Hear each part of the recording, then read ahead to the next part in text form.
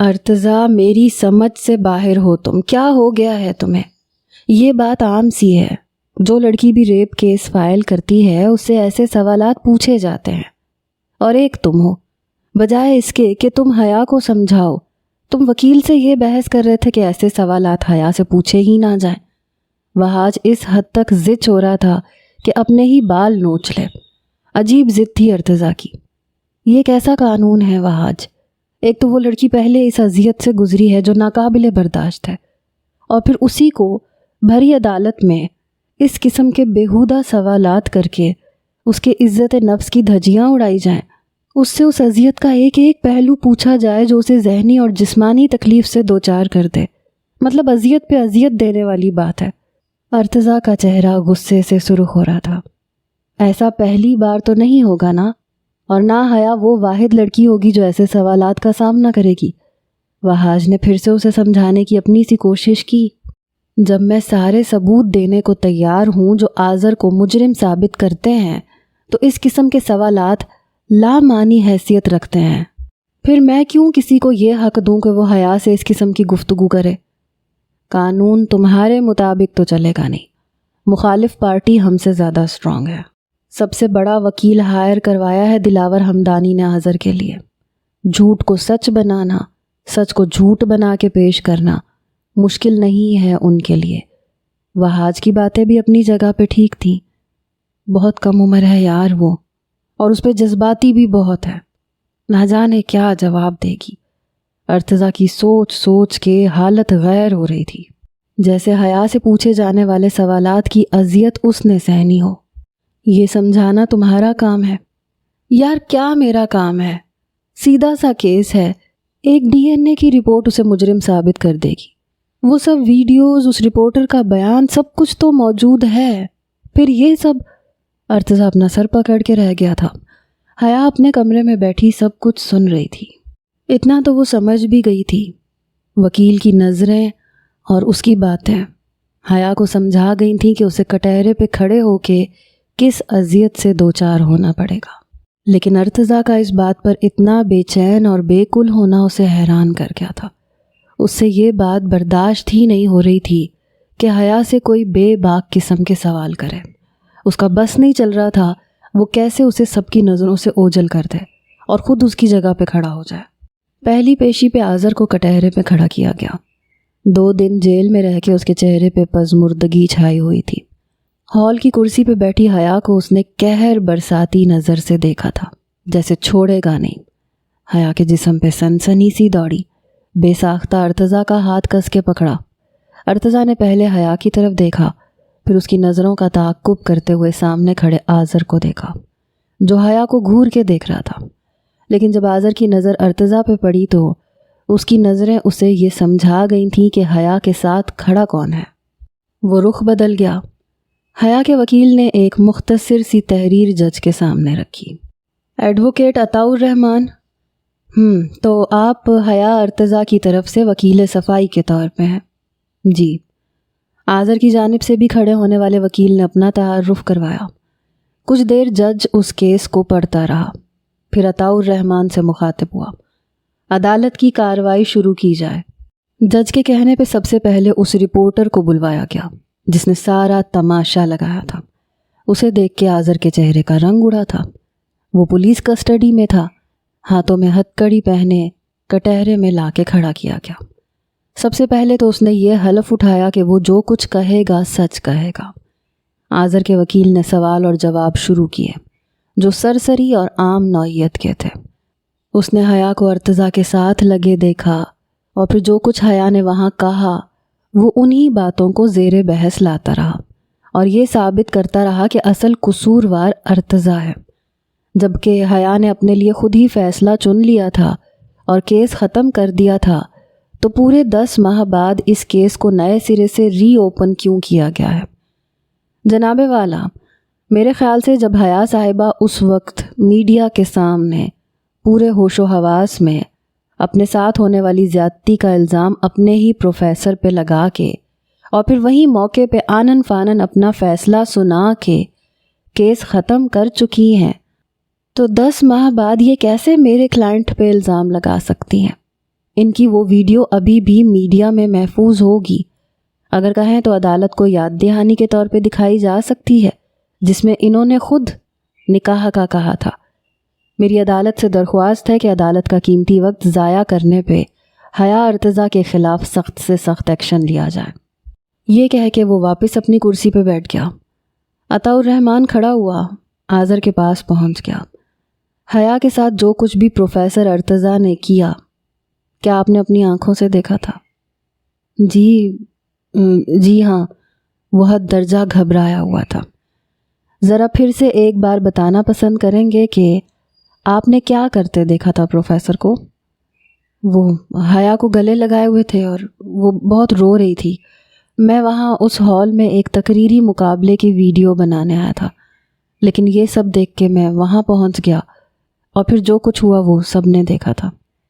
ویسے کتنا عجیب اتفاق ہے کہ پروفیسر صاحب نے اپنی ایک اسٹوڈنٹ کے ساتھ ریپ کرنے سے پہلے ہال کا دروازہ تک بند کرنے کے بجائے آپ کے لیے کھلا چھوڑ دیا تھا تاکہ آپ کو مشکل پیش نہ آئے، اور آپ عین موقع پہ وہاں پہنچے اور بجائے پروفیسر کا گریبان پکڑنے کے کیمرہ آن کیا اور ان کی ویڈیو بناتے ہوئے انہیں مجرم ثابت کر دیا، جیسے آپ اس کام کے لیے ذہنی طور پہ پہلے سے تیار تھے. ورنہ اچانک سے ایسا واقعہ دیکھنے والے شخص کو کیمرہ آن کرنے کی ہوش کہاں رہتی ہے؟ اس سے پہلے کہ میں ان سے مزید سوال جواب کروں، میں چاہوں گا کہ جناب والا آپ ان محترم کا وہ بیان سنیے جو انہوں نے انجانے میں اپنے آفس میں دیا تھا، جس کی ویڈیو انسپیکٹر نے چھپ کے بنائی تھی. گواہ کے طور پر وہ اس واقعے کے عینی شاہد بھی ہیں. وکیل نے وہ ویڈیو جج کے سامنے لگا دی جس میں ارتضیٰ کے سامنے اس رپورٹر نے اقبال جرم کیا تھا. اسی طرح یکے بعد دیگرے ہر ثبوت آذر کے خلاف وکیل کے پاس موجود تھا، جسے وہ اپنی طرف سے ختم کر چکا تھا، بھول گیا تھا. جس ویڈیو کو وہ حیا کو بلیک میلنگ کے طور پہ استعمال کرنے کے لیے بنا رہا تھا، وہی اس کے لیے سزا بن جائے گی. جب اس نے حیا کو وہ ویڈیو سینڈ کی تھی اور اس واقعے کے بعد دیکھی تھی تو اپنے دوست کی لاپرواہی پہ اسے خوب مارا تھا. ویڈیو وہ ڈیلیٹ کر چکا تھا. اسے لگا تھا کہ حیا کے موبائل سے بھی ویڈیو ڈیلیٹ ہو چکی ہے. حیا نے اس بلیک میلنگ کو ختم کرنے کے لیے اسے ڈیلیٹ کرنا چاہا تھا، لیکن جلد بازی میں وہ حمیرہ کو سینڈ کر چکی تھی. 10 ماہ کی تاخیر اس وجہ سے کی گئی کہ اس ریپ کی وجہ سے حیا پریگننٹ ہو چکی تھی اور آج وہ اسی کے بچے کی ماں ہے. DNA کی رپورٹ کے مطابق یہی اس کا باپ ہے. وکیل نے وہ رپورٹ بھی جج کے سامنے رکھ دی. آذر کی گرفتاری کے دوران اس کا بلڈ سیمپل لے لیا گیا تھا. یہ بھی نیا انکشاف تھا آذر کے لیے، گو کہ کوئی ثبوت نہیں بچا تھا. عدالت برخواست ہوتے ہی باہر نکلتے میڈیا کا ایک بے ہنگم سا شور تھا. بہت سے چینلز کے رپورٹر وہاں پہ موجود تھے اور ان کے ان گنت سوالات. حیا نے کیس کیوں فائل کیا، اصل قصہ کیا تھا، پھر 10 ماہ بعد کیوں دوبارہ سے نئے سرے سے الزام لگایا، وہ بھی ایک نامور سیاست دان کے بیٹے پہ. وہاج اور ارتضیٰ بڑی مشکل سے اس ہجوم سے حیا کو لے کے نکلے تھے. خبر آگ کی طرح پھیلی تھی. سب کو یہ جاننے کا تجسس تھا کہ ایک لڑکی نے کیسے ایک نامور سیاست دان کے بیٹے پہ الزام لگا دیا. وہاج انہیں گھر لے جانے کے بجائے ایک ریسٹورنٹ میں لے گیا. یہ تم نے گاڑی کہاں روکی ہے؟ ارتضیٰ نے نافہم انداز سے وہاج سے پوچھا. تم اترو تو بتاتا ہوں تمہیں، پہلے کچھ کھا پی لیں. وہاج کی لاپرواہی پہ وہ ضد چکا تھا. حیا اپنی جگہ پریشان تھی، چپ چاپ باہر آ گئی. لنچ آرڈر کر کے وہ لوگ آگے کے لاہے عمل کے بارے میں ہی بات کر رہے تھے جب ان کے پیچھے بیٹھے چند لڑکے حیا کو پہچان کے بولنے لگے. یہ وہی لڑکی ہے نا جس نے آذر حمدانی پہ کیس کیا ہے؟ ان میں سے ایک نے کہا. ساری آوازیں ان تینوں تک بھی پہنچ رہی تھیں. ہاں وہی لگ رہی ہے. ہاں، خود کو مشہور کرنے کا یہ اچھا بہانہ مل گیا لڑکیوں کو. کسی بھی مشہور شخصیت کے ساتھ خود کو بدنام کر لو. پچھلے دنوں ریپ کیس میں ایک پروفیسر کو پھنسایا تھا، اب جی بھر گیا ہوگا اس سے، اس لیے نیا لڑکا تلاش کر لیا. حیا کا سن کے دل بیٹھنا شروع ہوا، لیکن ارتضیٰ غصے سے اٹھ کے اس لڑکے کے پاس پہنچ گیا. اس کا گریبان پکڑ کے اسے جھنجھوڑ کے رکھ دیا. کیا بکواس کر رہے ہو تم؟ چھوڑو میرا گریبان.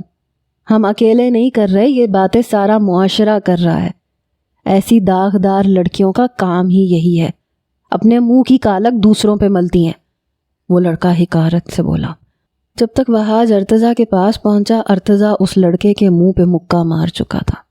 وہ لڑکا پرے جا کے گرا، حیا ہونک بنی کھڑی تھی۔ ارتضیٰ کیا ہو گیا ہے تمہیں؟ وحاج نے اسے پیچھے کیا۔ وہ لڑکا کھڑے ہوتے ہوئے بولا، ان سے سچ برداشت نہیں ہو رہا، وہ لڑکا چلا کے بولا تھا۔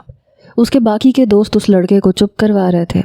وحاج بھی ارتضیٰ کو پیچھے کر رہا تھا، لیکن وہ قابو سے باہر ہو رہا تھا۔ اس کے پاس جا کے بولا، کون سے داغ؟ ہاں کہاں ہے کالک؟ دکھاؤ مجھے۔ مجھے تو اس کے چہرے پہ ایسا کچھ نظر نہیں آتا سوائے پاکیزگی کے۔ کالک اس کے چہرے پہ نہیں، اس معاشرے میں تم جیسے مردوں کی آنکھوں میں ہے۔ تم لوگ چاہتے ہو تمہاری ہر برائی اور گناہ کو لڑکی چپ کر کے سہتی رہے، کبھی تھپڑ کے بدلے، کبھی اس کے سخت رویے کے بدلے تم لوگ اسے ہوس کا نشانہ بنا کے مردانگی کے جھنڈے گاڑو، اور وہ بدنامی کے ڈر سے چپ رہے، تمہارے گناہوں پہ پردہ ڈالے، زندگی گزارے۔ لیکن اگر انصاف کا تقاضا کر دے تو وہ داغدار ہو گئی، اس کے ماتھے پہ تمہیں بدنامی کا داغ دکھ جاتا ہے، اپنی آنکھوں میں سور کا بال نہیں دکھتا۔ ارتضیٰ کا بس نہیں چل رہا تھا، کیا نہ کر گزرے اس کے ساتھ۔ وحاج نے بڑی مشکل سے اسے پیچھے کیا۔ وہ لڑکے ریسٹورنٹ سے باہر نکل گئے۔ ریسٹورنٹ میں جو تماشا لگ چکا تھا، وہاں بیٹھے سب لوگوں کی نظریں انہی پہ مرکوز تھیں۔ حیا حیرت سے اسے دیکھ رہی تھی، اس کی ہر لڑائی وہ لڑ رہا تھا۔ کیسا شخص تھا یہ؟ حیا اسے دیکھتی رہ گئی تھی۔ پورا راستہ وحاج ارتضیٰ کو سمجھاتا رہا کہ وہ خود کو قابو میں رکھے۔ وہ غصے سے چپ بیٹھا رہا۔ گھر پہنچتی لاؤنج میں آغا سلیمان اور زوبیہ بیٹھے تھے۔ مریم ان کی آمد کا وحاج کو بتا چکی تھی، تبھی وہ گھر کے بجائے انہیں ریسٹورنٹ میں لے گیا تھا۔ لیکن جو ہنگامہ وہاں شروع ہو چکا تھا، وحاج کو واپس گھر ہی لوٹنا پڑا، ورنہ اس کا ارادہ تھا کہ حیا کے پیرنٹس کے جانے کے بعد وہ انہیں گھر لے کے آتا۔ دلاور کے پاس ایک یہی راستہ بچا تھا کہ وہ حیا کو ارتضیٰ سے الگ کر کے اپنی چال چل سکے۔ ایک پل تو اپنے ماں باپ کو دیکھ کے حیا کا دل تڑپا تھا، بے ساختہ ان کی طرف بڑھی تھی، مگر ہاتھ ارتضیٰ کی گرفت میں آ چکا تھا۔ جھٹکے سے حیا کو رکنا پڑا۔ سلیمان کا یہ دیکھ کے خون کھولا۔ حیا، کم آن بیٹا، ادھر آؤ ہمارے پاس۔ زوبیہ کی مٹھاس بھری آواز آئی، اور آغا سلیمان کے سخت تیور دیکھ کر اس نے ایک طرف ارتضیٰ کی طرف دیکھا جو آغا سلیمان کو ہی دیکھ رہا تھا۔ حیا کا ہاتھ ابھی بھی اس نے پکڑ رکھا تھا۔ کس کی اجازت سے آپ لوگ یہاں آئے ہیں؟ ارتضیٰ کا بے تاثر چہرہ اور سپاٹ سا انداز دیکھ کر زوبیہ کے منہ کے زاویے بگڑے۔ تم جیسے کمی کمین سے میں بات کرنا بھی اپنی توہین سمجھتا ہوں۔ چھوڑو میری بیٹی کا ہاتھ۔ حیا بیٹا، میں تمہیں لینے آیا ہوں، چلو میرے ساتھ۔ آغا سلیمان آپے سے باہر ہوتے ہوئے ارتضیٰ کے سامنے کھڑے ہو گئے اور حیا سے کہنے لگے، آغا جی وہ۔ حیا متذبذب سی ہوئی۔ حیا کہیں نہیں جائے گی۔ حیا کی بات ارتضیٰ نے بیچ میں ہی اچک لی۔ تم میری بیٹی کو اپنے مفاد کے لیے استعمال نہیں کر سکتے، وہ غصے سے پھنکارتے ہوئے ارتضیٰ سے بولے تھے۔ شاید آپ بھول رہے ہیں کہ یہ میری بیوی ہے، میری اجازت کے بغیر آپ اسے نہیں لے کے جا سکتے۔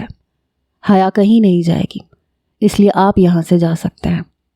آغا سلیمان نے غصے اور حقارت سے اسے دیکھا تھا، پھر حیا سے کہنے لگے، حیا تم میرے ساتھ چلو، اس سے کہو تمہارا ہاتھ چھوڑے۔ آغا جی، آپ نے سنا نا ارتضیٰ نے کیا کہا، میں نہیں جاؤں گی، اس لیے آپ جا سکتے ہیں۔ حیا کے صاف انکار پہ وہ تلملا کے رہ گئے۔ حیا پیچھے نہیں ہٹ سکتی تھی، ورنہ ماں باپ کو دیکھ کے دل مچلا ضرور تھا۔ سن لیا آپ نے یا کچھ اور سننا باقی ہے؟ ارتضیٰ نے جتاتے ہوئے کہا۔ وہ ارتضیٰ کو گھورتے ہوئے چلے گئے۔ ان کے جاتے ہی ارتضیٰ نے حیا کا ہاتھ چھوڑ دیا تھا۔ وہ خود کمرے میں چلا گیا، نہ دوپہر کا کھانا کھایا نہ رات کا۔ وحاج ہی ڈنر کے بعد اس کے کمرے میں گیا۔ پورا کمرہ سگریٹ کے دھوئیں سے بھرا ہوا تھا۔ سامنے رکھی راکنگ چیئر پہ وہ بیٹھا ابھی بھی سگریٹ پی رہا تھا۔ وہاج کو دیکھ کے سگریٹ ایش ٹرے میں بجھا دی۔ وہاج چلتا ہوا اس کے پاس آ گیا، ایک کرسی کھینچ کے اس کے مقابل بیٹھ کے اسے غور سے دیکھنے لگا۔ کچھ دیر تو ارتضیٰ اس کی نظروں کو نظر انداز کرتا رہا، پھر اسے گھورنے لگا۔ تم کیا مجھے اتنے غور سے دیکھ رہے ہو؟ دیکھ رہا ہوں، بڑے عرصے کے بعد میرا دوست ارتضیٰ سے دوبارہ جازم بنتا جا رہا ہے۔ راز کیا ہے؟ وہاج نے مسکراتے ہوئے آنکھ دبا کے کہا۔ میں اس وقت مذاق کے موڈ میں بالکل بھی نہیں ہوں، بہتر ہوگا کہ تم یہاں سے چلے جاؤ، ارتضیٰ نے تپے ہوئے کہا۔ اوکے، میں چلا جاتا ہوں، کہو تو حیا کو بھیج دوں، تمہارا موڈ کچھ اچھا ہو جائے گا۔ وہاج کے مذاق پہ وہ ہتھے سے اکڑا۔ یہ حیا بیچ میں کہاں سے آ گئی؟ وہی تو آئی ہے جازم صاحب، اتنا غصہ، اتنی لڑائی، اتنی بے بسی اور اتنی فکر کئی سال بعد کسی لڑکی کے لیے دیکھی ہے تمہارے اندر۔ وہاج کی بات پہ ارتضیٰ نے نظریں چرائیں، پہلو بدلا تھا۔ مجھے تو لگا تھا حیا کا جادو رومان پہ ہی چڑھا ہے، لیکن نہیں، باپ بیٹا دونوں زیر اثر ہیں، وہ ہنستے ہوئے بولا تھا۔ بکو مت، تم جانتے ہو میں تانیہ سے آج بھی بے انتہا محبت کرتا ہوں، اور حیا میرے مزاج کی بھی نہیں ہے۔ کل تک تو مجھے بھی یہی لگتا تھا کہ تانیہ سے جتنی محبت تم نے کی ہے کوئی اور اس کی جگہ لے ہی نہیں سکتا، لیکن آج بات اور ہے۔ ذرا دل پہ ہاتھ رکھو، خود ہی سے پوچھو، حیا کی آواز آئے گی تمہیں۔ وہاج میں اس موضوع پہ بات نہیں کرنا چاہتا، کیس ختم ہوتے ہی میری اور اس کی راہیں الگ ہیں۔ وہ اپنے منگیتر سے محبت کرتی ہے، اس کا اپنا ایک لائف اسٹائل ہے جو مجھ جیسا بندہ تو افورڈ نہیں کر سکتا۔ جیسے ہی وہ بے قصور ثابت ہو جائے گی، ارسل اسے اپنا لے گا۔ ارتضیٰ کی بات سن کے وہاج سنجیدہ ہوا تھا۔ ارتضیٰ بہت بڑی غلطی کرو گے تم، جب اس کے لیے اپنا سب کچھ داؤ پہ لگا رہے ہو تو اسے چھوڑنا کیوں چاہتے ہو؟ شادی زبردستی کا سودا نہیں ہوتا ہے وہاج، نہ میں نے آج تک کسی سے کی ہے، نہ آگے کسی کے ساتھ کر سکتا ہوں۔ اس بات کو یہیں ختم کر دو۔ ارتضیٰ کی بات سن کے وہ چپ سا ہو گیا۔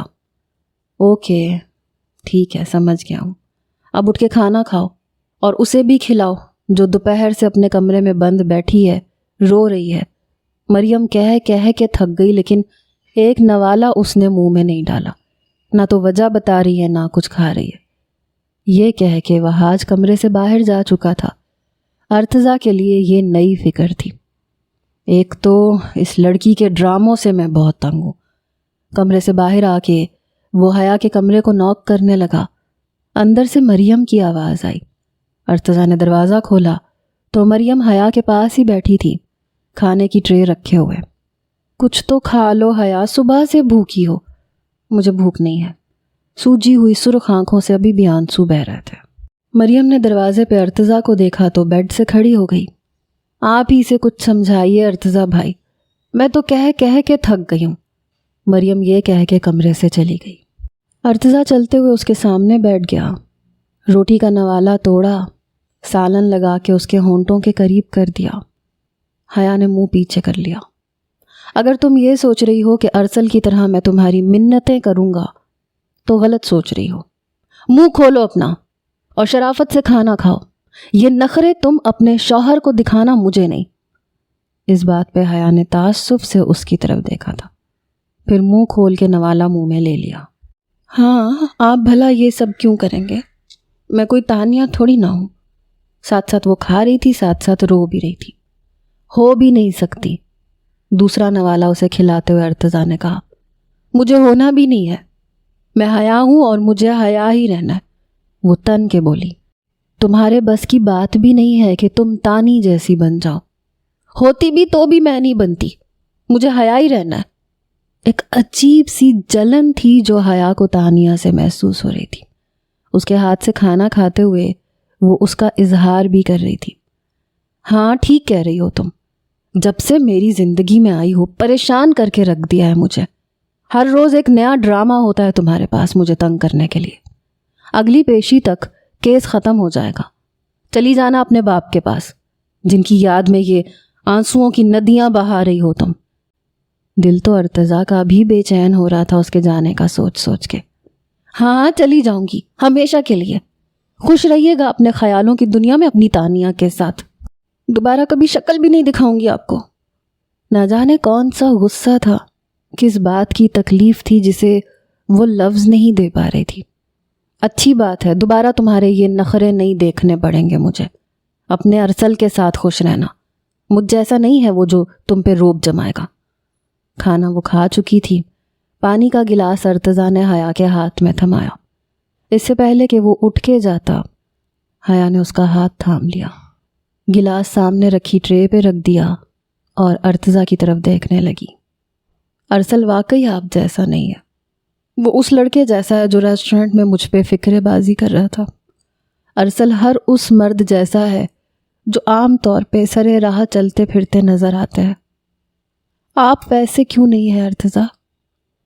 حیا اب اس کی آنکھوں میں جیسے کچھ تلاش کرنے کی کوشش کر رہی تھی۔ وہ اسے حیرت سے دیکھ رہا تھا۔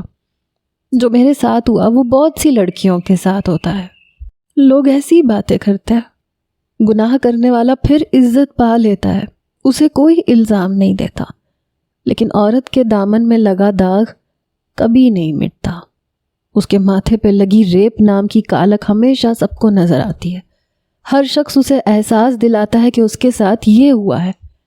مجھے ریسٹورنٹ میں باتیں کرتے اس لڑکے نے حیران نہیں کیا تھا، کیونکہ میں جانتی تھی کہ میں جب کیس کروں گی تو یہ سب سننا پڑے گا۔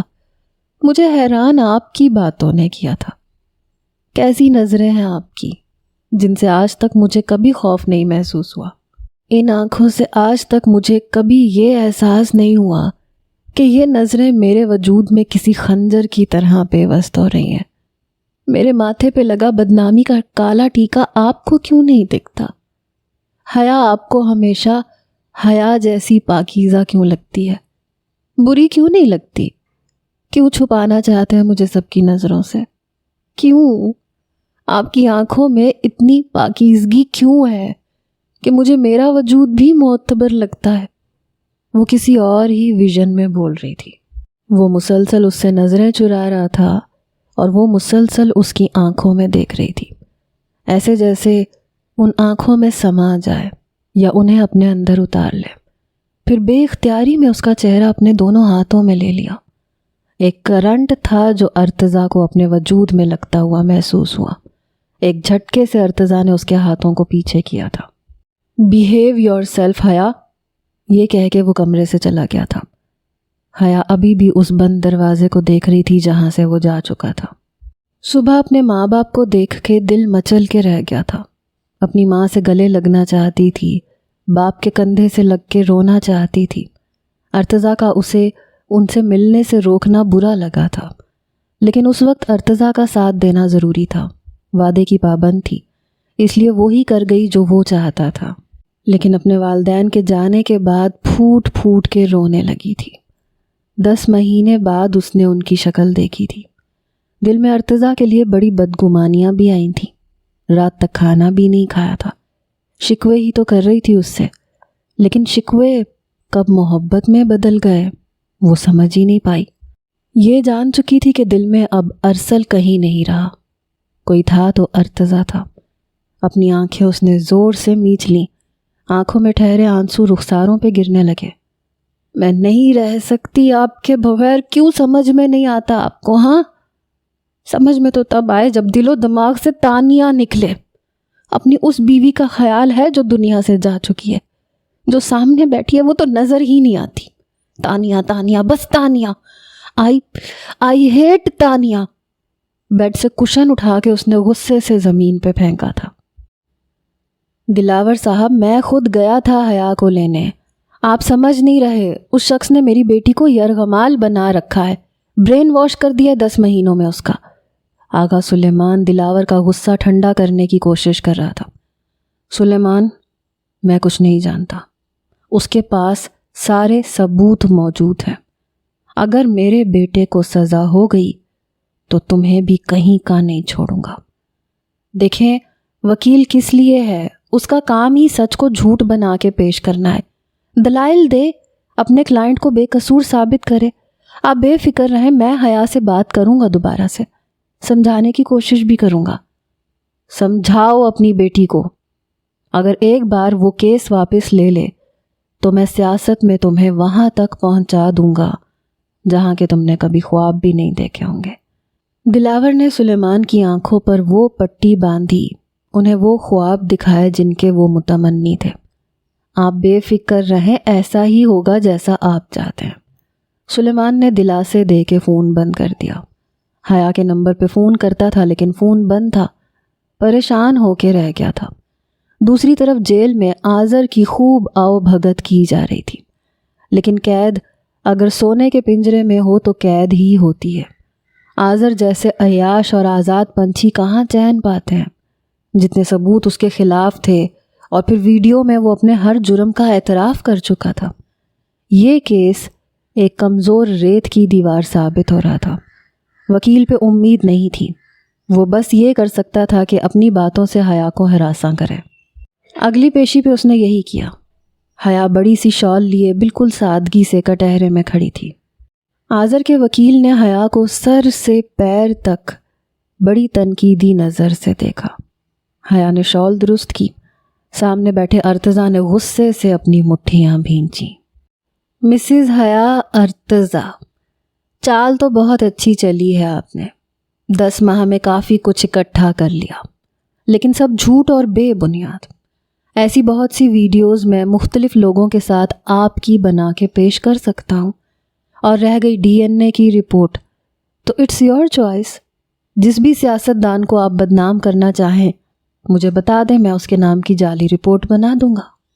کوئی نئی بات کریں وکیل صاحب، بہت بڑے اور نامور وکیل ہیں آپ، اور کام وہی چھوٹے کم قیمت لینے والے وکیلوں جیسے، سچ کو جھوٹ میں بدلنا، رپورٹس کی ہیرا پھیری، یہ تو کوئی معمولی سا وکیل بھی کر سکتا ہے۔ مطلب کیا ہے آپ کا؟ حیا کی بات پہ وکیل کے ماتھے پہ کئی بل پڑے۔ جناب والا اگر اجازت دیں تو میں بات کی کچھ وضاحت کرنا چاہتی ہوں۔ حیا نے وکیل کو نظر انداز کر کے براہ راست جج سے درخواست کی۔ جی کہیے۔ جج نے چشمے کے اندر سے اس لڑکی کو بڑے غور سے دیکھا۔ شکریہ۔ کٹہرے میں کھڑے ہوتے ہی ہمارے سامنے ایک مقدس کلام پاک کو پیش کیا جاتا ہے یا حلف اٹھایا جاتا ہے، اور ہمیں سچ بولنے کی تلقین کی جاتی ہے کیونکہ یہ اصول ہے۔ لیکن یہ حلف سب سے پہلے وکیل صاحبان کو کیوں نہیں اٹھوایا جاتا کہ وہ بھی سچ کو سچ اور جھوٹ کو جھوٹ ثابت کریں گے؟ یا جج کی کرسی پہ بیٹھے انصاف کرنے والے جج سے ایسی قسم کیوں نہیں لی جاتی کہ وہ حق اور سچ کا فیصلہ کریں گے؟ اس وقت اس ہال میں سامنے نشستوں پہ بیٹھے لوگ یہاں اس لیے نہیں بیٹھے کہ سچ اور انصاف کو دیکھ سکیں، یہ یہاں اس لیے بیٹھے ہیں کہ وکیل صاحب کے ریپ کے متعلق پوچھے جانے والے سوالوں سے حز اٹھا سکیں۔ حیا کی آواز دھیمی ہوئی تھی، لوگوں میں چہمگوئیاں شروع ہوئیں۔ آرڈر آرڈر، جج نے سب کو خاموش کروایا۔ حیا نے اپنی بات کو جاری رکھا۔ عورت ہی کیوں بار بار ریپ ہونے کی اذیت کو سہے؟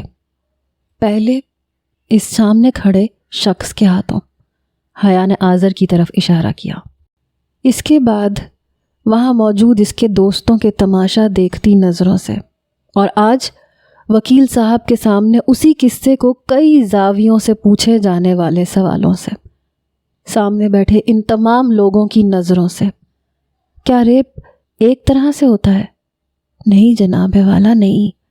آنکھوں کا زنا ہے جو یہاں بیٹھے لوگ میرے ساتھ کریں گے، باتوں کا زنا ہے جو یہ وکیل صاحب بے صبری سے کرنے کے منتظر ہے، حالانکہ یہ جانتے ہیں کہ قصوروار کون ہے۔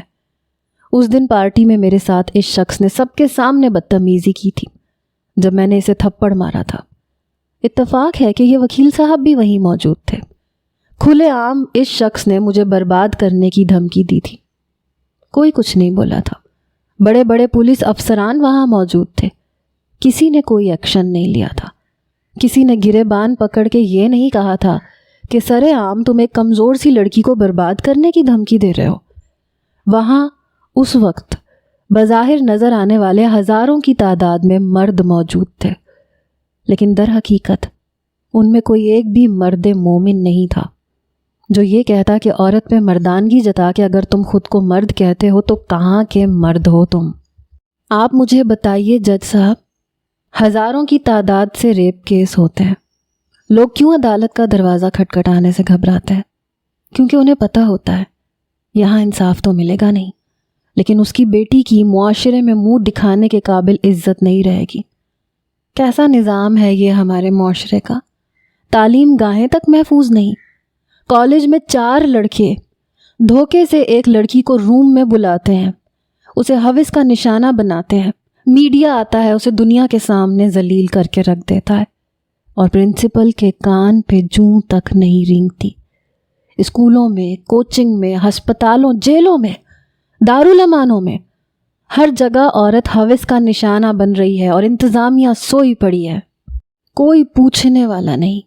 لا قانونیت کی انتہا ہے یہ، اور اگر کوئی عورت انصاف کے لیے یہاں اس کٹہرے میں کھڑے ہو کے مقدس کلام پاک کی قسم کھا کے سچ بھی کہہ دے تو وکیل صاحبان پھر بھی اس کی عزت اور ناموس کی دھجیاں اڑانے میں کوئی کسر نہیں چھوڑتے۔ ہمارا اسلام عورتوں پہ پردہ ڈالنے کا حکم دیتا ہے، تو آپ لوگ کیسے ان کی چادروں کو نوچ پھینکتے ہیں سب کے سامنے؟ کاش کہ جج صاحب میں آپ کی کرسی پہ بیٹھی ہوتی تو اس شخص کو سر عام چوراہے پہ برہنہ لٹکا دینے کی سزا دیتی۔ جب اسے چرند پرند نوچ نوچ کے کھاتے تو اسے پتہ چلتا کہ کسی عورت کے ساتھ ریپ کیسے کیا جاتا ہے۔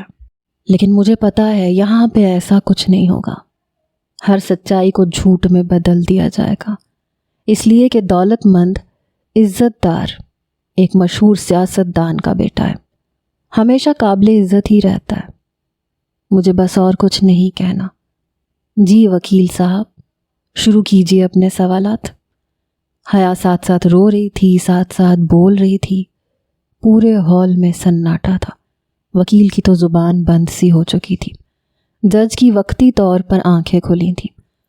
مزید تفتیش کی ضرورت نہیں ہے، جو ثبوت ابھی تک پیش کیے گئے ہیں انہیں مد نظر رکھتے ہوئے عدالت اس نتیجے پہ پہنچی ہے کہ آذر ہمدانی نے ہی حیا کے ساتھ زیادتی کی ہے اور الزام ایک باعزت پروفیسر پر لگانے کے جرم کا ارتکاب بھی کیا ہے، اس لیے عدالت اسے سزائے موت کی سزا سناتی ہے۔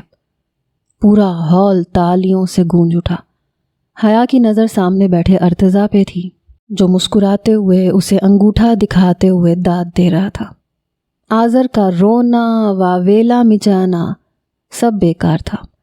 دلاور ہمدانی اپنا سینہ پکڑ کے بیٹھ گیا تھا۔ حیا نے اپنے آنسو پونچھتے ہوئے کٹہرے سے نکل کے ارتضیٰ کے پاس آئی۔ You are such a great woman, جو آج تم نے کیا ہے میرے سارے شکوے دور ہو گئے ہیں، چلو آؤ تمہیں ایک سرپرائز دوں۔ اس کا ہاتھ تھامے وہ اسے باہر لے کے گیا جہاں صرف حیا کے نام کے نعرے لگ رہے تھے، جسے آج کھوئی ہوئی عزت واپس مل چکی تھی۔ زوبیہ بیگم بڑے فخر سے بتا رہی تھیں کہ یہ میری بیٹی ہے، بس آغا سلیمان چپ چپ سا تھا۔ میڈیا کے وہی سوالات، وہی باتیں، کل تک آذر ان کی نظر میں ٹھیک تھا، اور حیا۔ ارتضیٰ اس کا ہاتھ تھامے آغا سلیمان کے پاس لے آیا۔ حیا آگے بڑھ بڑھ کے باپ کے گلے لگی، رونے لگی۔ وہ بھی ساتھ لگائے وقتی طور پہ جذباتی ہو گئے۔ پھر وہ زوبیہ کے گلے ملی۔ حیا، میں نے اپنا وعدہ نبھا دیا ہے۔ ارتضیٰ کی بات سن کے وہ اس کی طرف متوجہ ہوئی۔ ارتضیٰ نے جیب سے اس کی چین، ٹاپس اور رنگ نکال کے اس کے ہاتھ پہ رکھ دی۔ یہ تمہاری امانت۔ سلیمان صاحب، میں زبردستی کے رشتے نبھانے کا قائل نہیں ہوں۔ حیا اپنے منگیتر سے بہت محبت کرتی ہے۔ مجھے نہیں لگتا کہ اب ارسل کو کوئی اعتراض ہونا چاہیے۔ میں چند دنوں تک ڈیورس پیپرز بھجوا دوں گا حیا کو۔ میرا مقصد صرف اسے انصاف دلوانا تھا جو میں دلوا چکا۔ خدا حافظ۔ یہ کہہ کے وہ رکا نہیں تھا، چلا گیا تھا۔ آغا سلیمان کی باتیں کھل گئیں۔ حیا بے تاثر کھڑی اسے جاتا دیکھ رہی تھی۔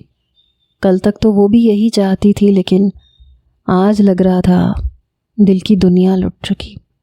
چلو شکر ہے سب کچھ آرام سے ہو رہا ہے، چلو حیا۔ سلیمان حیا کو ساتھ لگائے گاڑی تک لے گئے۔ رات کو ڈنر ٹیبل پہ اس کی پسند کی ہر چیز موجود تھی۔ مگر سب کچھ بے معنی لگ رہا تھا۔ زوبیہ اس کے پاس بیٹھی تھیں، اس کی پلیٹ میں خود ہر چیز ڈال رہی تھیں، لیکن حیا سے ایک لقمہ نہیں لگایا گیا۔ بیٹا، کل ایک بہت بڑے سے نیوز چینل کے نیوز کاسٹر تمہارا انٹرویو لینا چاہتے ہیں۔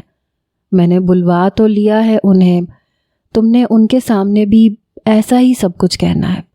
صبح سے اتنی کالز آ رہی ہیں سب کی، میں تمہیں کیا بتاؤں۔ زوبیہ کی خوشی قابل دید تھی۔ زوبیہ، ابھی کسی کو بھی بلانے کی ضرورت نہیں ہے جب تک وہ کمینہ اسے ڈیورس نہ دے دے۔ میری ارسل سے بھی بات ہو گئی ہے، وہ اگلے ہفتے آ رہا ہے۔ میں بہت جلد اپنی بیٹی کی شادی ارسل سے کر دوں گا، سلیمان نے کھانا کھاتے ہوئے کہا، لیکن حیا نیپکن سے منہ صاف کرتے ہوئے ٹیبل سے اٹھ کے اپنے کمرے میں چلی گئی۔ اس کے فون پہ ارسل کی کئی کالز آئی ہوئی تھیں، لیکن اسے پرواہ تک نہیں تھی۔ اس نے حمیرہ کو فون کیا۔ ہیلو حیا، بہت بہت مبارک ہو تمہیں، تم جیت گئی حیا، حمیرہ نے خوشی سے کہا تھا۔ حمیرہ، مجھے ارتضیٰ کا نمبر چاہیے۔ کیوں، تمہارے پاس نہیں ہے؟ ہوتا تو تم سے پوچھتی، جلدی سے نمبر دو۔ حیا کے بے لچک لہجے پہ حمیرہ نے مزید بات نہیں کی، ارتضیٰ کا نمبر بتا کے فون رکھ دیا۔ حیا نے اسے کال کی، کئی بیلز بجنے کے بعد اس نے فون اٹھایا۔ ہیلو، آواز سن کے حیا کو بے تحاشا رونا آیا۔ کون ہے؟ ارتضیٰ نے ایک ان نون نمبر دیکھ کے پوچھا، مگر آگے سے خاموشی تھی۔ ہیلو، مجھے کل ہی طلاق چاہیے، اپنا رونا ضبط کر کے وہ بولی، لیکن سامنے والا چپ سا ہو گیا، کچھ دیر بول ہی نہیں پایا۔ تو تم حیا ہو؟ میں پوری کوشش کروں گا کہ جلد از جلد یہ کام کر لوں، لیکن کل تو ممکن نہیں ہے۔ آپ مجھے ڈائیورس پیپرز بھیجیں گے؟ نہیں، میں خود وکیل کے پاس آؤں گی، پہلے آپ ڈیورس پیپرز پہ سائن کریں گے، پھر میں۔ اس سے ذرا وقت کم ضائع ہوگا اور کام بھی جلدی ہو جائے گا۔ ٹھیک ہے، میں وکیل سے بات کر کے تمہارے آغا جی کو بتا دوں گا۔ نہیں، آپ مجھے بتائیں گے، میرا نکاح آپ سے آغا جی نے نہیں کروایا تھا، میں نے خود کیا تھا۔ طلاق دینے کے لیے بھی انہیں زحمت دینے کی ضرورت نہیں ہے، میں خود آؤں گی، وہ تلخ لہجے سے بولی تھی۔ اوکے، میں تمہیں بتا دوں گا۔ اور کچھ؟ نہیں، اور کچھ نہیں ہے، مجھے رومی سے بات کرنی ہے۔ آئی ایم سوری، بھول جاؤ رومی کو، ارتضیٰ سنجیدگی سے بات کر رہا تھا۔ کیوں بھول جاؤں؟ اب میری بات کروائیں رومی سے۔ نہیں حیا، میں نہیں چاہتا کہ میرا بیٹا مزید تکلیف برداشت کرے، اسے سنبھالنا ہی میرے لیے بہت مشکل ہے۔ بہتر ہے کہ تم اپنی لائف پہ توجہ دو، پیپرز تیار ہوتے ہی میں تمہیں بتا دوں گا۔ یہ کہتے ہی فون بند ہو گیا۔ میرا بیٹا، کتنے آرام سے کہہ دیا میرا بیٹا، ہاں میں تو جیسے کچھ ہوں ہی نہیں۔ رومی تکلیف میں ہے، کیا ہوا ہے اسے؟ وہ بیڈ پہ بیٹھ گئی، رومی کی فکر ستانے لگی۔ ارتضیٰ عدالت سے فارغ ہو کے واپسی پہ رومان اور سبحان کو مری لے آیا تھا۔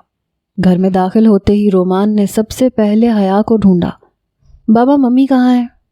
جب پورے گھر میں اسے حیا کہیں بھی نظر نہیں آئی تو رومان نے پوچھا۔ ارتضیٰ نے سبحان کو کورٹ میں لٹایا، رومان کا ہاتھ پکڑا، اسے صوفے پہ لے کے بیٹھ گیا۔ رومی، تمہاری ممی تانیہ ہے، حیا نہیں ہے۔ ارتضیٰ رومان کو پیار سے سمجھانا چاہ رہا تھا، لیکن وہ کچھ بھی سننے کے موڈ میں نہیں تھا۔ ایک ہفتہ اس نے بڑی مشکل سے کاٹا تھا حیا کے بغیر۔ بابا، حیا کہاں ہے؟ وہ اپنے گھر چلی گئی ہے، اپنے ممی اور بابا کے پاس۔ یہ سن کے رومان کا چہرہ بجھ سا گیا۔ آپ نے پھر ان سے لڑائی کی ہے؟ آپ نے تھپڑ مارا ہے بابا؟ رومان کو لگا وہ ناراض ہو کے گئی ہے۔ نہیں رومان، میں نے کچھ بھی نہیں کیا، بس وہ کچھ مہینے کے لیے ہی یہاں رہنے آئی تھی۔ ممی نے مجھے بتایا تھا آپ نے نکاح کیا ہے ان سے، اور نکاح کا مطلب شادی ہوتا ہے بابا، اور شادی کا مطلب یہ ہے کہ وہ میری ممی ہے۔ چلے میرے ساتھ، مجھے انہیں ابھی واپس لانا ہے۔ رومان صوفے سے کھڑا ہو گیا۔ رومی، میری بات کو سمجھنے کی کوشش کرو۔ نہیں، مجھے کچھ نہیں سمجھنا، مجھے ممی کے پاس جانا ہے۔ بابا، مجھے ممی چاہیے، وہ چلا کے بولنے لگا۔ رومی، ضد مت کرو مجھ سے۔ بابا، اگر آپ نہیں جائیں گے تو میں اکیلا چلا جاؤں گا۔ وہ تیز قدموں سے باہر کی طرف لپکا۔ ارتضیٰ نے فوراً اسے پکڑ لیا۔ یہ کیا پاگل پن ہے رومان؟ چھوڑے مجھے بابا، آپ اچھے نہیں ہیں، بہت برے ہیں۔ میری ممی کو نہ جانے کہاں چھوڑا ہے، مجھے نہیں رہنا آپ کے پاس، مجھے ممی کے پاس جانا ہے۔ وہ اپنا آپ اس سے چھڑوا رہا تھا۔ ایک تھپڑ تھا جو رومان کے منہ پہ پڑا تھا۔ وہ بے تحاشا رونے لگا۔ آج کے بعد تمہارے منہ سے میں حیا کا نام نہ سنوں۔ ارتضیٰ کی تنبیہ پہ رومان روتے ہوئے کمرے میں چلا گیا۔ ارتضیٰ کو افسوس سا ہونے لگا۔ آج تک اس نے کبھی رومان پہ ہاتھ نہیں اٹھایا تھا، اور نہ ہی آج تک رومان نے کبھی اتنی ضد کی تھی۔ رات بھر وہ جاگتا رہا۔ صبح وکیل سے ڈیورس پیپر بنوانے کے لیے کہا۔ 3-4 دن میں پیپرز تیار ہو چکے تھے۔ حیا کو اس نے وکیل کا نام بتایا۔ وقت بھی اچھا تھا کہ یہ معاملہ جلد از جلد طے ہو جاتا۔ رومان نے ارتضیٰ سے بات چیت بالکل ترک کر دی تھی۔ ارسل نے واپس آنے کی خبر بڑی خوشی سے حیا کو سنائی تھی۔ سچ میں حیا، تم نے جو کارنامہ انجام دیا ہے، میرے دوست تو مجھ پہ رشک کر رہے ہیں کہ تمہاری ہونے والی بیوی اتنی بریو ہے۔ ارسل، میرے سر میں درد ہے، میں پھر بات کروں گی۔ حیا نے اس کی بات ٹھیک سے سنی بھی نہیں اور فون بند کر دیا۔ رات کو نیند نہیں آ رہی تھی۔ بار بار رومان کا چہرہ آنکھوں کے سامنے آ رہا تھا۔ اس کی شرارتیں، اس کا پیار، اس کا خیال رکھنا۔ حیا کو کافی کی طلب ہوئی تو خود ہی کافی بنانے کی غرض سے کمرے سے نکل کر لاؤنج میں آ گئی۔ آغا سلیمان لاؤنج میں بیٹھے دلاور سے بات کر رہے تھے۔ دلاور صاحب، آپ فکر ہی مت کریں، بس ایک بار حیا کو طلاق ہو جائے، میں اس کی شادی آذر سے کروا دوں گا۔ آپ کی کھوئی ہوئی عزت بھی واپس مل جائے گی اور حیا کیس بھی واپس لے لے گی۔ لیکن اپنا وعدہ یاد رکھیے گا، اپنے حلقے میں آپ نے مجھے ہی جتوانا ہے۔ حیا یہ سن کے تعصف میں آئی تھی۔ وہی کھیل پھر سے شروع ہونے والا تھا۔ وہ وہیں سے پلٹ کے اپنے کمرے میں آ گئی۔ اس کے یہاں آنے سے کسی کو کوئی خاص فرق نہیں پڑا تھا۔ سب ویسے ہی تو تھے۔ زوبیہ کی بھی وہی روٹین تھی، سلیمان کی بھی، لیکن وہاں رومان ضرور ڈسٹرب ہو گیا تھا۔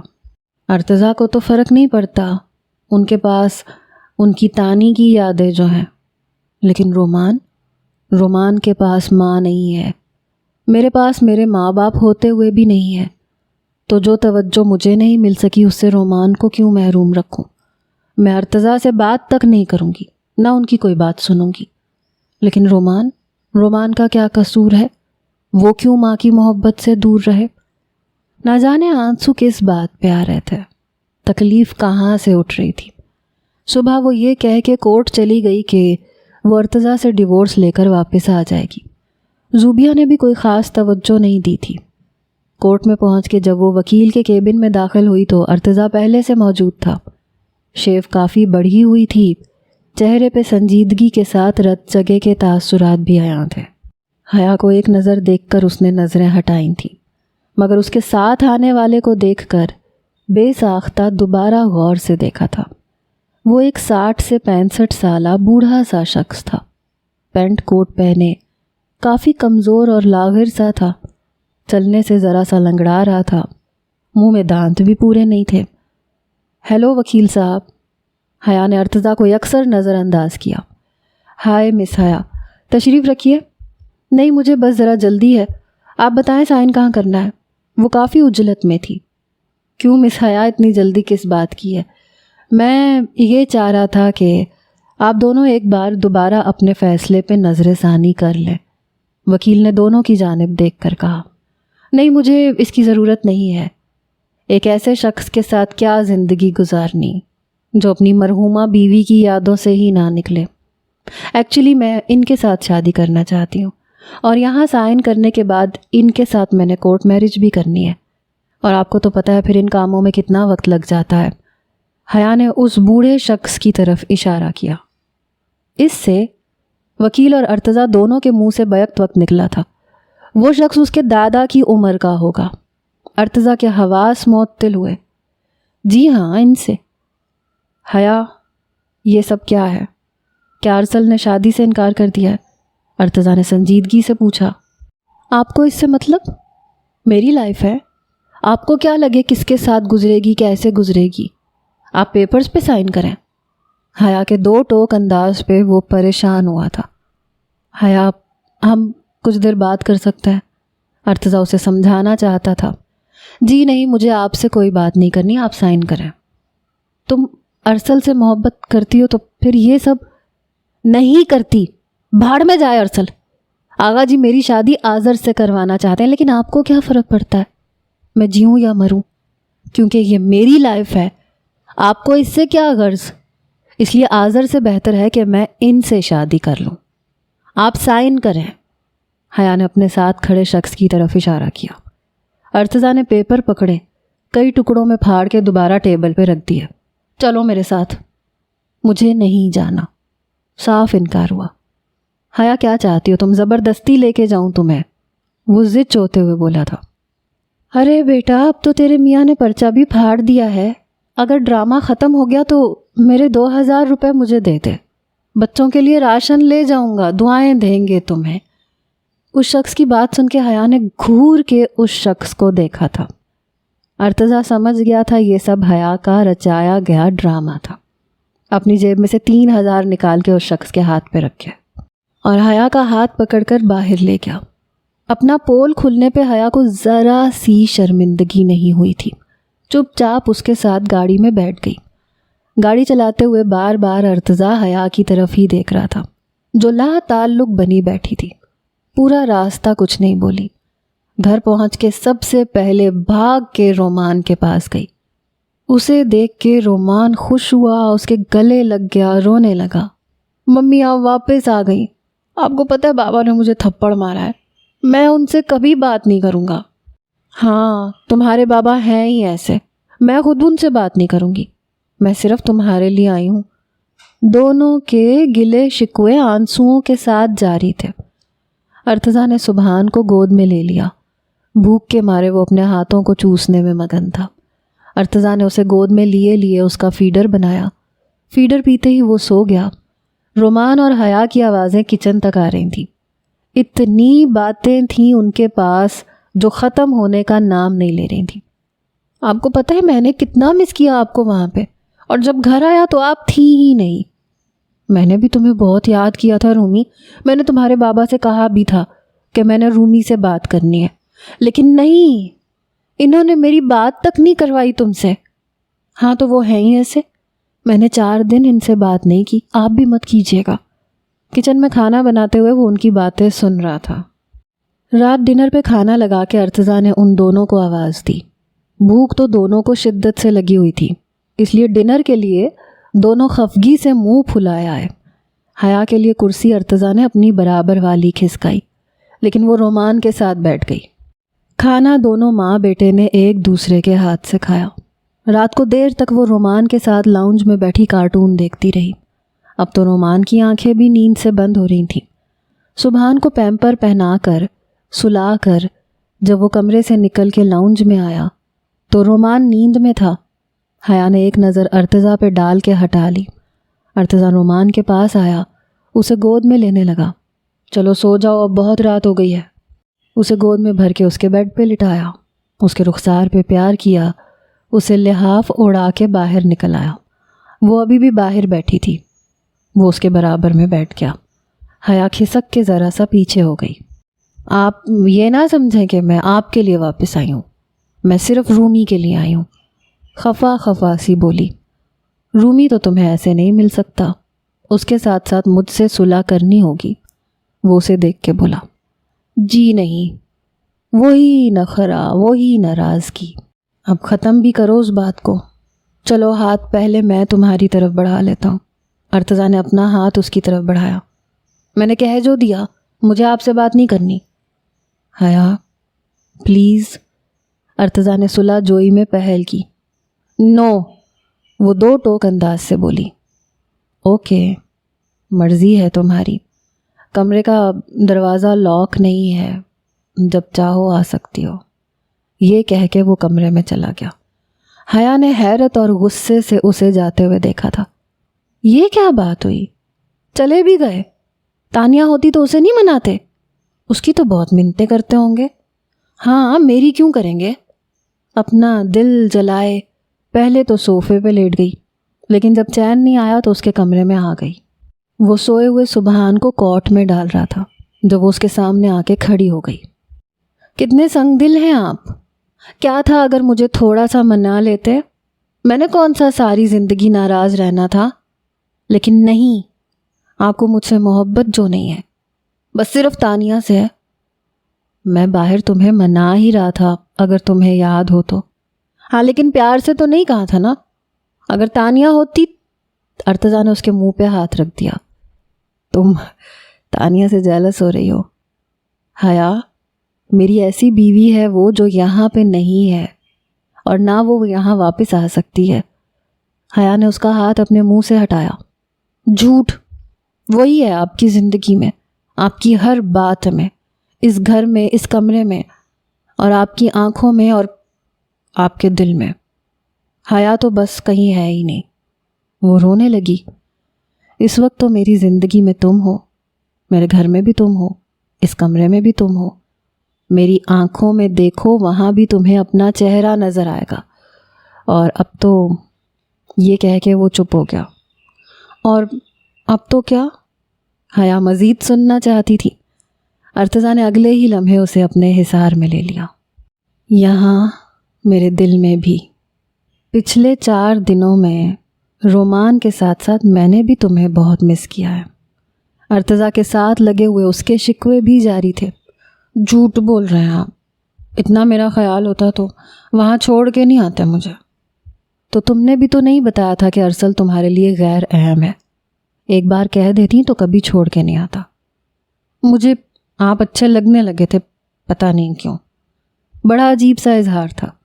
ارتضیٰ مسکرانے لگا۔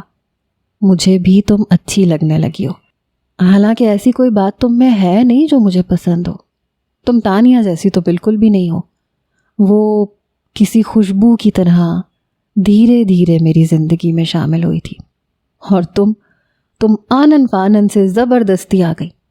میں نے کبھی سوچا نہیں تھا کہ ایک اسٹوپڈ سی لڑکی بے دھڑک میرے سامنے بیٹھ کے زبردستی مجھ سے چائے پینے والی، زبردستی مجھ سے نکاح کرنے والی، میرے گھر پہ بیٹھ کے میرے بیٹے پہ حق جمانے والی، کب زبردستی میرے دل میں بھی آ کے بیٹھ جائے گی۔ مجھے خبر تک نہیں ہوئی کب تم میرے لیے اتنی اہم ہو گئی۔ ارتضیٰ کے منہ سے اپنے لیے اتنا کچھ سن کے اسے کچھ تسلی ہوئی تھی۔ سبحان کے بے ساختہ رونے پہ ارتضیٰ نے اسے اپنے حصار سے الگ کیا تھا۔ میں یہ تو بھول ہی گیا تھا کہ اب 2 بچوں کے ماں باپ ہیں ہم، یہ کہہ کے اس نے سبحان کو گود میں لیا۔ حیا نے ناگواری سے اپنا رخ بدلا۔ ارتضیٰ اسے گود میں لے کے بہلانے لگا، لیکن جب حیا پہ نظر پڑی تو ناگواری صاف دکھائی دے رہی تھی۔ وہ سبحان کو گود میں لیے حیا کے پاس آ گیا۔ ایک بار دیکھو تو صحیح اسے حیا، اس کا تو کوئی قصور نہیں ہے، تمہاری طرح بالکل بے قصور ہے یہ بھی۔ ارتضیٰ کے یہ کہنے کی دیر تھی حیا رونے لگی۔ اسے یہاں مت رکھیں ارتضیٰ، مجھے مزید آزمائش نہیں دینی۔ اس کے رونے کی آواز میں مجھے اپنی سسکیاں سنائی دیتی ہیں۔ یہ بے قصور ہے پھر بھی، تب بھی یہ جس کی اولاد ہے مجھے اس سے نفرت ہے، میں اس کی شکل بھی دیکھنا نہیں چاہتی۔ حیا نے روتے ہوئے کہا تھا۔ اسی کو لوٹا دیں جس کا گناہ ہے، ہم کیوں پالیں اسے؟ حیا نے تلخی سے کہا۔ اول تو وہ اسے اپنائے گا نہیں، اور بائی چانس رکھ بھی لے تو اپنے جیسا بنا دے گا۔ کیوں نہ ہم اس کی پرورش کر کے اسے ایک اچھا انسان بنائیں؟